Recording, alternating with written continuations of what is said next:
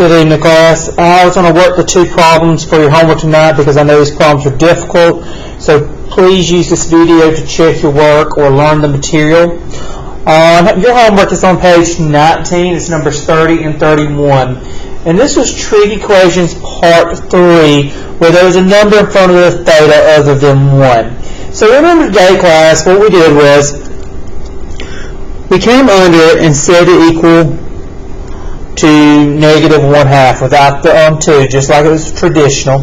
Okay, we want the cosine theta equals negative 1/2. What values of theta will give me a cosine of negative 1/2? Okay, let's think about this. Alright. Which reference angle has a cosine of 1/2? Well, that's pi over 3. And it's negative. So what quadrants would that be in? That would be in quadrant 2 and quadrant 3. Quadrants 2 and 3 is where your x is negative. So my pi over 3 values that are in quadrant 2 and 3 is 2 pi over 3 and 4 pi over 3.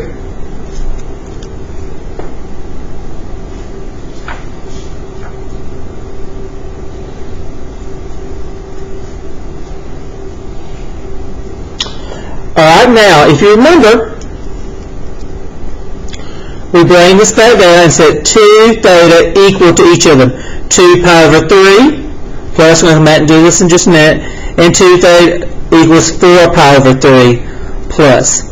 Now, because this is cosine, we put 2 pi in, because the period of sine and cosine functions are 2 pi.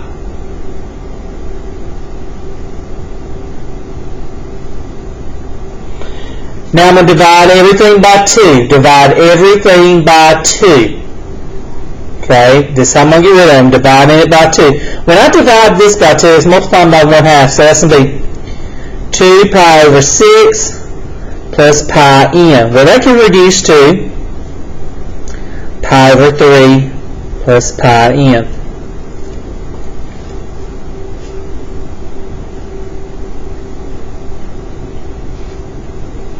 Mr. Esther, how did I get this? Remember, I'm dividing everything by 2, same thing as multiplying by 1/2.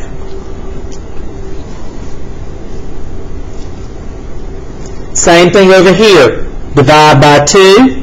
That's going to give me 4 pi over 6 plus pi n.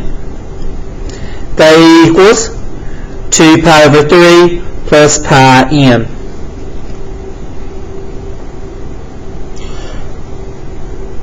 Now I'm going to work this out the long way, so in case you're having trouble understanding, I'm going to get the next part. You start here.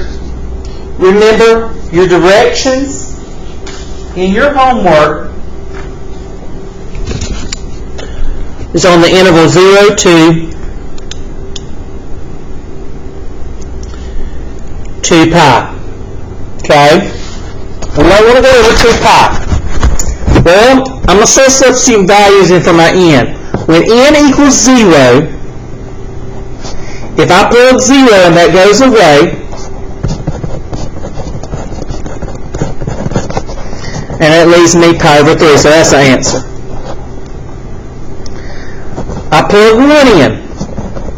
Pi over 3 plus pi times 1 gives me pi over 3 plus pi. You can plug that in your calculator. 1/3 plus 1.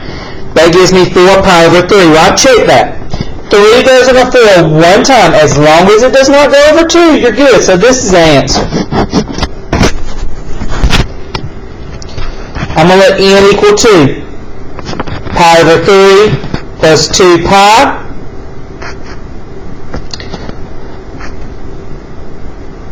If I put 2 plus 1/3 in the calculator, I get 7 pi over 3. Well, 3 goes into 7 more than 2 times, so that can't be an answer.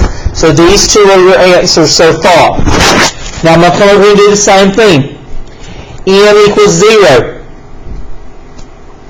If I plug 0 in, I have 2 pi over 3 plus pi times 0. Well, that leaves me 2 pi over 3. 3 does not go into 2 over 2 times, so that is an answer. Sorry, but focus. N equals 1. 2 pi over 3 plus pi times 1 gives me 2 pi over 3 plus pi, which is 5 pi over 3. 3 goes into 5 one time with the remainder that's not over 2. So that's an answer. I plug 2 in.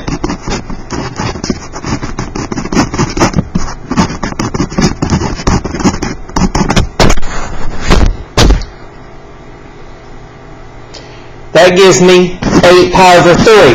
Well, 3 goes to 8, 2 and more. That's no good. So your 4 answers for this particular problem would be pi over 3, 4 pi over 3, 2 pi over 3, and 5 pi over 3. For this particular equation.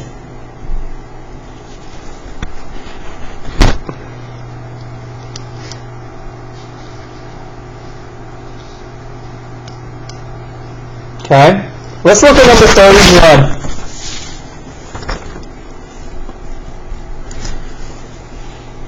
Number 31 is sine theta over 2 equals square root of 3 over 2.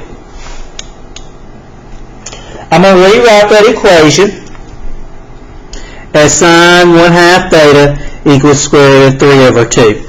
Once again, remember, you're going to set it up as if this is not here. Sine theta equals square root of 3 over 2. You want to know where sine theta gives you square root of 3 over 2. What reference angle has a sine of square root of 3 over 2? Give me a chance to think. Yes, it's pi over 3. And where's your sine positive in quadrants 1 and 2?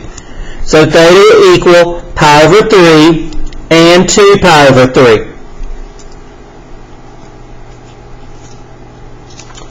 Alright, now bring this 1/2 theta back down. 1/2 theta equals pi over 3 plus 2 pi n. Remember, since it's sine, you're going to use 2 pi n. And then 1/2 theta equals 2 pi over 3 plus 2 pi n.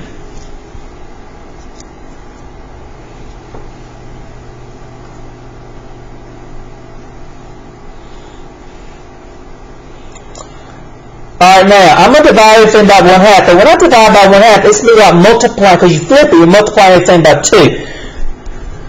So this is really going to be 2 pi over 3. Multiply this 2, this is plus 4 pi n. Over here, this is 4 pi over 3 plus 4 pi n.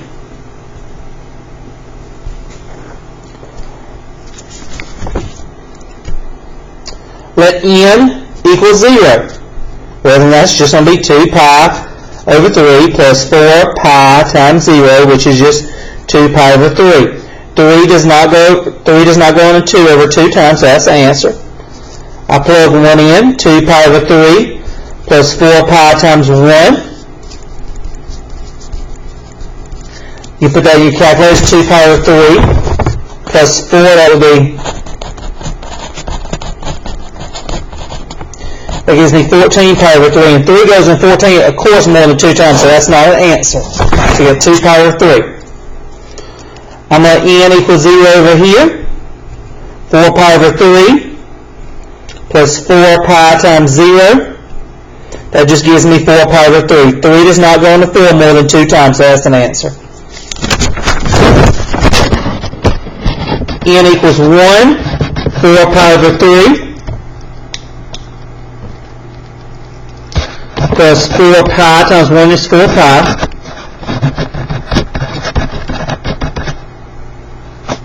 That's going to be 4 pi over 3. If you put this in the calculator, I'm just showing you how it will come out. It would be 16 pi over 3. 3 goes into 16, a lot more than 2 times, so you don't worry about that. So your two answers are 2 pi over 3 and 4 pi over 3.